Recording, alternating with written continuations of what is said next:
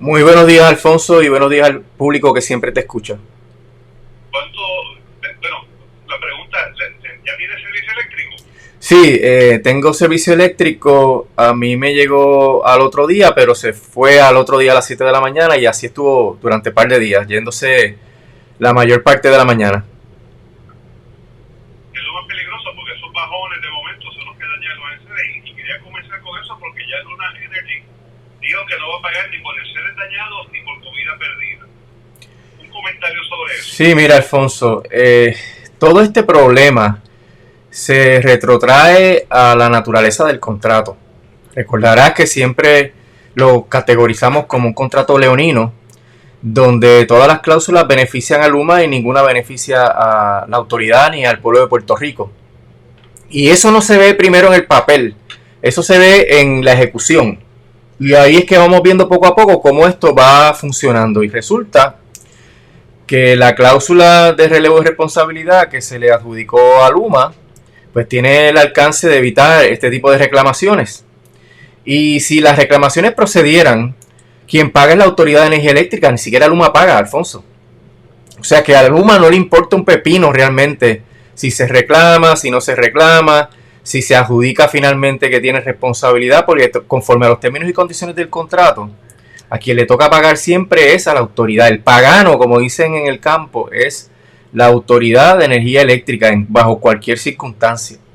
Y ese incidente que ocurrió, en donde es evidente que es un problema de mantenimiento, ya están saliendo las investigaciones de la prensa relacionadas a qué pasó con ese patio, la edad que tenía ese interruptor, que había fondos para repararlo. Había 600 millones de dólares en fondos para reparar ese interruptor y que Luma no hizo nada y que solamente Luma ha gastado en ese tipo de reparación 24 millones de dólares. Y en ese sentido, Luma está arrastrando los pies porque el contrato lo permite, porque el contrato no tiene supervisión, Alfonso. Uno de los elementos en que falla ese contrato es que Luma está realmente por la libre porque la autoridad de las alianzas público-privadas no tiene la capacidad de fiscalizar. Y eso se dijo desde el comienzo. Una operación tan complicada se le delega la fiscalización a una entidad que no tiene una sola idea de cómo es que se administra un sistema de transmisión y distribución. Y eso hace que Luma esté todo el tiempo improvisando, porque como tampoco tienen el personal apropiado, adecuado, competente para poder manejar este asunto, que eso fue uno de los issues, porque el contrato permitió que Luma no contratara a las personas que tenían el conocimiento especializado, que eran los empleados de la Autoridad de Energía Eléctrica, todo con el propósito de evadir la responsabilidad que debe tener conforme a los trabajadores. Así cuando tú vas viendo estos problemas, ¿verdad? Falta de mantenimiento, pues no hay supervisión, porque el contrato lo permite, porque la autoridad de las alianzas público-privadas no tiene la capacidad, porque se le delegó en el contrato esa supervisión a quien no podía montar un sistema de supervisión. Eso debió haberlo hecho la Autoridad de Energía Eléctrica, y no, ellos descartaron a todos los que sabían sobre el tema para eso. Cuando vamos a ver el asunto de la capacidad operacional, siempre se denunció que no tenían los celadores. Y déjame decirte, para este asunto de la restauración del sistema eléctrico hacía falta y hacen falta celadores, porque tienen que verificar la integridad del sistema de transmisión y distribución. Así que no es solamente un asunto del Centro de Control Energético, sino que entran en juego todas las funciones de Luma en este proceso y la tardanza en restablecer el servicio, porque accidentes pueden pasar, pero la tardanza es porque no tienen la capacidad operacional, no tienen el personal entrenado, están improvisando, no pueden ni siquiera informar cuándo es que podrían haber relevos de carga, porque puede ser que lo que me pasó a mí, que se me fue todos los días por las mañanas, era un asunto de relevo de carga, pero no te informan, no te avisan para que tú te puedas preparar, para que compres hielo y le pongas el hielo en la nevera o para que saques la comida y la pongas en neveritas con hielo. No te avisan, porque no tienen ningún tipo de experiencia, y el contrato todo eso lo permite. Y ya veremos ahora con lo que vendrán en términos del costo de la reparación, si es que ese dinero implica que saquen dinero de los costos operacionales. Van a querer imputarle a los consumidores, a los abonados, el costo de ese error que viene de su negligencia al no haber hecho el mantenimiento que correspondía desde el comienzo, desde que ellos empezaron. Escuché esta mañana que el Buró de Alcohol, Tabaco y Armas de Fuego está investigando el fuego acá en Costa Azul. ¿Eso es normal? ¿Ellos investigan siempre que hay una situación como esta? Bueno, la explosión fue impresionante. No sé si tuviste la oportunidad de ver la explosión. Sí, y siempre pues en este tipo de eventos tratan de buscar si hay algún tipo de sabotaje. Presumo que a eso responde descartar la ocurrencia del sabotaje, pero hasta ahora todos los elementos están alineados apoyando la teoría de que fue la falta de mantenimiento de ese interruptor, que ya estaba muy por encima de su vida útil y que Luma debió haber cambiado inmediatamente, entró en funciones y no lo hizo. Y bueno, antes de, bueno, es posible, es probable, o el contrato le permite a Luma pasarlo, aumentar la tarifa para bregar con esta pérdida que hubo. Sí, lo permite, aunque se pueda tal vez decir que esos dineros podrían estar como parte de los fondos para sustituir esos equipos que asignó FEMA, pero no lo sabemos.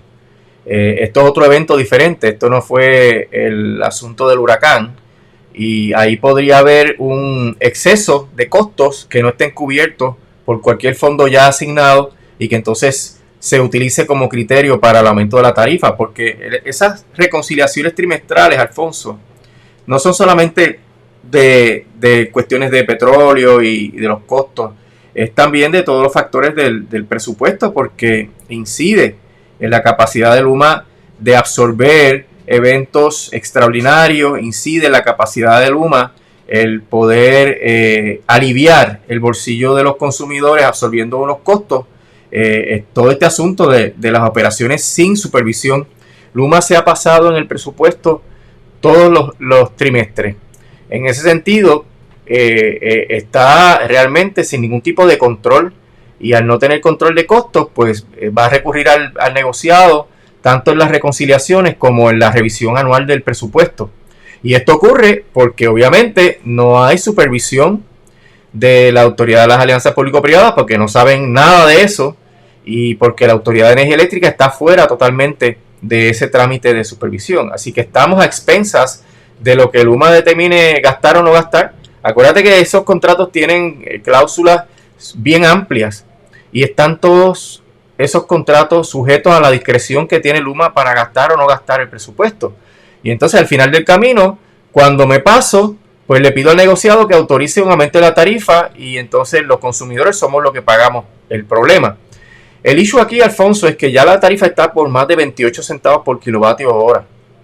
El economista Ramón Cao hizo un estudio que nadie ha refutado, porque ese es el problema. Salen estos estudios muy bien documentados y el gobierno no trae un estudio diferente. Meramente hacen mutis o lo ignoran. Pero Ramón Cao dice que el asunto de la tarifa, si llega a 30 centavos, 31 centavos por kilovatio hora, va a tener unas consecuencias devastadoras en la economía. No solamente en términos de la operación de los negocios, sino en el empleo, porque va a haber mucho despido. Y Héctor Cordero Guzmán escribió un estudio, hizo un estudio también sobre el aumento de la tarifa de las personas más pobres, y vamos a tener situaciones donde el 20% de la población más pobre del país tendría una carga en su presupuesto de entre 30 a 40% para cubrir el costo de la energía. Imagínate, Alfonso, que tu presupuesto familiar tenga que tener una carga de 30 a 40% para tú poder cubrir el área de energía de tu familia. Eso es algo que nadie va a poder pagar. Entonces van a venir las desconexiones y va a venir la gente a la miseria, y los enfermos que están en precario, que necesitan de la luz para mantenerse en vida. O sea que esto va a traer una cascada de efectos muy graves. Y todo esto porque el contrato permite a una entidad privada con fines de lucro hacer y deshacer lo que le venga en gana, sin ningún tipo de supervisión y control de costos, y sin incentivos para que se controlen los costos. Y como siempre al final del camino el consumidor paga, pues a Luma no le importa. Porque también otro de los efectos, Alfonso, que hemos hablado aquí, es que fíjate cómo ahora el gobierno maneja todas estas controversias. Ah, esto es Luma, esto no soy yo. Lo primero que se hace es tirar la raya de quién es culpa esto. Pero cuando es culpa de Luma, Luma no tiene ninguna presión política. Luma no responde a las quejas del pueblo. Luma sigue haciendo su asunto porque Luma no va a ir a elecciones en el 2024. Luma tiene un contrato de 15 años. Y en ese sentido, esa falta o ineficacia de la presión pública sobre Luma hace que Luma vaya al ritmo que le dé la gana y que no le importe.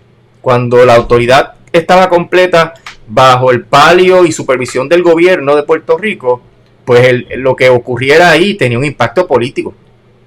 Lo que ocurriera ahí tenía impacto en la legislatura. Y ahí había entonces un mecanismo efectivo de presión a la clase política para que actuaran en la dirección correcta. Ahora eso no ocurre y por tanto el gobierno lo primero que dice, eso es Luma y yo me desligo, ellos debieron haberlo hecho de esta manera, pero no lo hicieron, pues eso es un problema de Luma. Pero no toman acción tampoco, Alfonso. Ese contrato desde el inicio no debió aprobarse como primera instancia. Y segundo, con todo lo que ya hemos sufrido, con las consecuencias anticipadas que se han hablado todo el tiempo de lo que esto iba a ocasionar, el gobierno no ha hecho nada. Y el gobernador Pierluisi en España, y obviamente él está totalmente desconectado de esto bajo la teoría de que soy Luma, no soy yo. Y la otra política, Jennifer González, diciendo que eso es culpa de Luma y de la autoridad, pero tampoco reconoce que ella fue parte de la maquinaria que puso a Luma en esa posición. Así que en realidad, Alfonso, parece no haber respuesta a los reclamos del pueblo porque todo el mundo está mirando para el lado, tanto Luma como el gobierno. Bueno, quería que usted me comentara un poquito sobre este señor Kevin Acevedo. ¿Cuántos vicepresidentes tiene Luma? Bueno, ha habido números como de hasta 15 vicepresidentes, todos con salarios exorbitantes de $600,000. Eso salió en la información de Luis Raúl en la Cámara de Representantes, pero yo he visto datos contradictorios sobre ese tema. Pero sí hay un grupo grande de vicepresidentes que tienen salarios exorbitantes que nunca existieron. ¿Te acuerdas cuando vino aquel director ejecutivo que le querían pagar $600,000 y no duró una o 2 semanas? Pues ahora Luma tiene un equipo completo de gente que gana eso y la autoridad de las alianzas público-privadas no hace nada. Y el gobernador no hace nada sobre eso. Cuando todo eso lo tiene que financiar el pueblo de Puerto Rico, lo pagamos nosotros con la tarifa, Alfonso. Cuando yo escuché por primera vez el audio de este señor Kevin Acevedo, yo pensaba que era uno de estos chistes donde le cambian la voz al video. Y no fue hasta que vi el video en diferentes medios que me di cuenta que era cierto. Yo le pregunto en su apreciación, ¿esta persona es así de torpe o él fue allí insultando gratuitamente? Bueno, yo no lo conozco, pero obviamente la actitud de defensa a ultranza de lo que es indefendible es lo que lleva a esas torpezas. O sea, no hay ningún acto de constricción de Luma, no hay ningún acto de reconocimiento de que las cosas se pueden hacer mejor.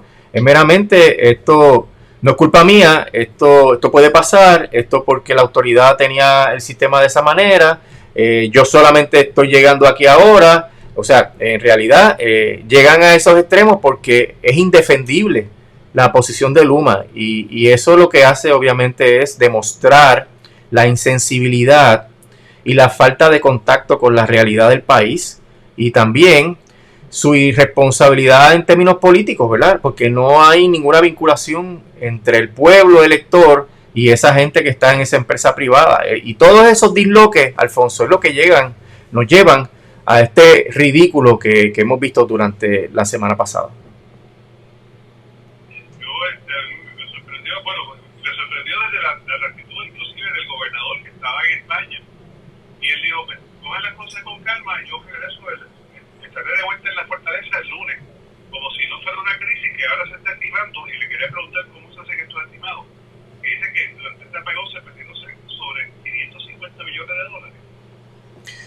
Mira, no he visto números sobre ese tema, pero yo sé que Alameda ha hecho estudios previos sobre el tema y se miden usando una serie de indicadores que son bastante contemporáneos, ¿verdad? Del momento, y que se puede ver la baja en esos indicadores. El primer indicador es la venta de energía.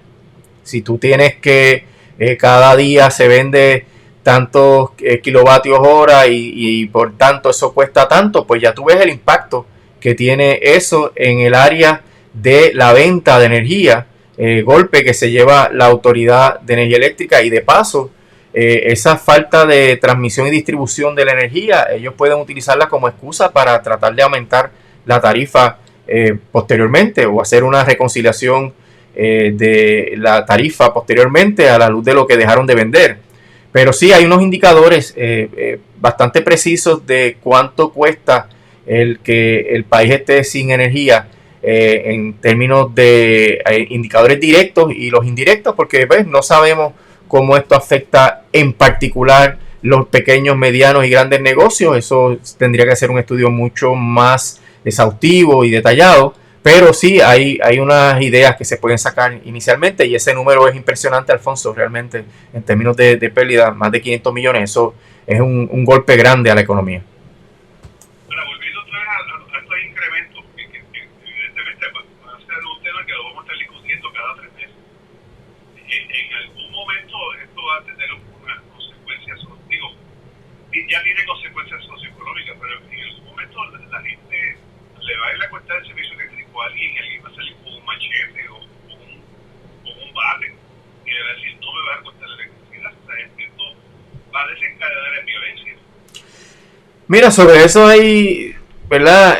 Mucha preocupación, términos cuánto aguanta este pueblo antes de que estalle en violencia, y siempre uno estima que los puertorriqueños aguantan mucho, ¿verdad? En esa dirección, pero no te sabría decir, pero sé que va a haber consecuencias sociales, va a haber gente que va a sufrir daños, gente que va a perder la vida, ¿verdad? Por razón de que no tienen acceso confiable al servicio de energía eléctrica, y si le cortan la energía eléctrica, peor.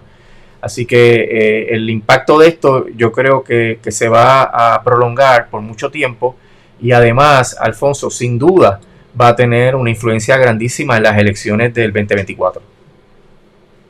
Licenciado, antes de finalizar, lo saco un poquito del tema, pero hoy se va a ver la primera vista del caso de la delegada por la estadidad, señora Torres, y ellos plantean de que esto pudiera ser una cuestión política. ¿Usted no puede dar un poco de luz de qué significa una cuestión política? Bueno, en términos constitucionales, una cuestión política es un asunto que no se puede adjudicar por los tribunales, porque lo que hay es una controversia que depende del juicio discrecional de las ramas políticas. Aquí tenemos un sistema de división de poderes, el ejecutivo, el legislativo y el judicial. Cuando se trata de una diferencia de opinión que está dentro del ámbito de poder de cada una de esas ramas, pues se plantea que eso no es adjudicable por el tribunal, porque se estaría el tribunal metiendo en áreas bien reservadas a los otros dos poderes políticos, como por ejemplo la legislatura no puede meterse en el proceso mental de los jueces y juezas, en las decisiones de los casos que tienen ante sí. Pues de la misma manera el judicial no podría meterse con los procesos mentales y decisiones de política pública que toman ambos cuerpos, siempre y cuando, Alfonso, y esa es una de las limitaciones, no sean violaciones a la Constitución o las leyes. Y ahí es que viene el análisis sobre si en realidad hay o no hay jurisdicción. Es un asunto de que el tribunal no debe intervenir en esta situación porque implica una intromisión indebida en la separación de poderes. Yo sé que usted no conoce quizá los pormenores del caso, pero entonces esta cuestión de la cuestión política, valga la redundancia, tiene espacio, es razonable plantearlo. Podría tener espacio, dependería de las explicaciones que dé la señora Torres, pero hay unos requisitos de ley en términos de rendir una serie de informes. Ahora hay que ver si la ley tiene agarre como para que el proceso de destitución tenga amparo en la ley, porque precisamente ese es uno de los issues. Si la señora Torres tiene discreción para hacer o no hacer lo que quiera en esa posición, esa discreción fue delegada por la ley, pues el Departamento de Justicia no puede probar que ella violó los deberes que tenían una consecuencia, porque tú puedes violar algún deber y no tiene ninguna consecuencia. Así que es un caso bastante complicado y difícil para el Departamento de Justicia, porque lo que yo vi al principio de esa ley es que no tiene muchas garras como para sostener un proceso de fiscalización, porque precisamente son delegados, ellos vienen a establecer las estrategias y las acciones que ellos entiendan pertinentes para cumplir los propósitos de la ley, pero cómo lo hacen es otra historia, y ella podría tener muchas defensas sobre si ese asunto de rendir informes o de hacerlo como el secretario de Justicia cree que se debe hacer, pues si eso está dentro del ámbito delegado a ella o si eso es una obligación de ley que implica la destitución. Así que ves que hay varias cosas que el Departamento de Justicia tiene que probar antes de que proceda a una sentencia destituyéndola. Entonces me sospecho que una ley como esta debería tener una sección que hable de destitución o de algún tipo de presidenciamiento. Y de sucesión. Y de sucesión, porque si sale ella, ¿quién entra? Ya hubo la elección. Pero aparentemente no la tiene, porque si tuviera una manera de destituirla, eso hubiera sido la avenida que había que no, claro, no, eso no lo tiene, estamos de acuerdo, eso no tiene el proceso. Por eso llevan este caso y a ver qué resuelve el tribunal. ¿Hay algún tipo de precedente para este caso que el juez pueda utilizar para tirar la línea? Bueno, normalmente los procesos de destitución están basados en la autoridad nominadora. Eso como por ejemplo cuando el director de la agencia tiene poder de nombrar empleado de confianza, pues eso es una determinación que nadie se puede meter si le tengo o no tengo confianza. Pero en el caso contrario, donde no sea una situación así de confianza, tiene que haber unas disposiciones de ley que establezcan cuándo el poder nominador puede salir de la persona, despedir la persona y cuál es el proceso que hay que darle a la persona para despedirla.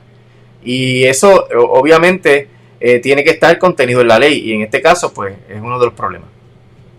Otro planteamiento que ellos están haciendo es que le piden al juez que si no acoge esta cuestión de la cuestión política, que entonces que sea un proceso ordinario y no extraordinario. El proceso que presenta el tribunal el secretario de Justicia es un proceso extraordinario. Sí, porque es injunction. Sí, es un trámite sumario, rápido y que implica una orden inmediata para que la persona abandone el cargo. Y el trámite ordinario sería ya como un caso civil normal que pues se toma 2 años, 3 años, lo que fuese. Y en el extraordinario y en el ordinario, ¿hay descubrimiento de pruebas o solamente en el ordinario? Normalmente en el extraordinario no hay descubrimiento de pruebas, salvo que sea algo que es indispensable para probar el caso. O sea, si tú vas a probar unas alegaciones, tú tienes que divulgar la prueba que tienes. Y ahí se da el descubrimiento de prueba, pero normalmente no es el proceso normal de interrogatorio, requerimiento de admisiones, deposiciones. No puede ocurrir porque choca con la naturaleza sumaria del proceso. Y se dice que un proceso ordinario duraría aproximadamente 2 años. Eso es la media más o menos de los casos en el tribunal. Así que... O sea que si se decidiera atenderlo como un proceso ordinario, los abogados de la señora Torres pudieran convertirlo en algo casi académico, porque pudiéramos llegar hasta el fin del cuadrenio antes de que se adjudique. Así podría ser, correcto. Eso es parte de las estrategias de ellos. Y ellos pudieran, en todos los términos,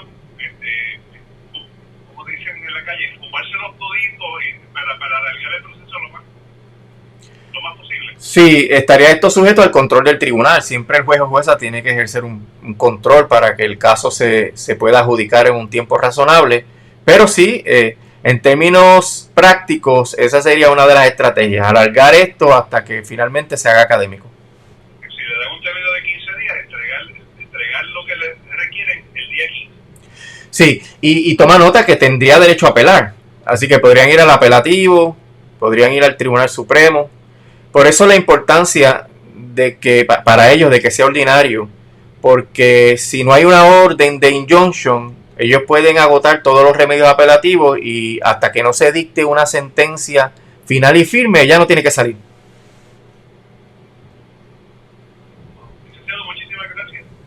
¿Cómo no? Estamos a la orden, Alfonso. Anoche en Ponce tuvimos un pequeñito apagón y de momento la pesadilla regresó como la del miércoles. Afortunadamente regresó el servicio regresó un poquito más tarde. Desafortunadamente, Alfonso, la situación va a seguir porque nada ha cambiado para que esto no se vuelva a repetir. Ese es el problema con Luma. Muchísimas gracias, licenciado. Que tenga una bonita semana. Siempre a la orden.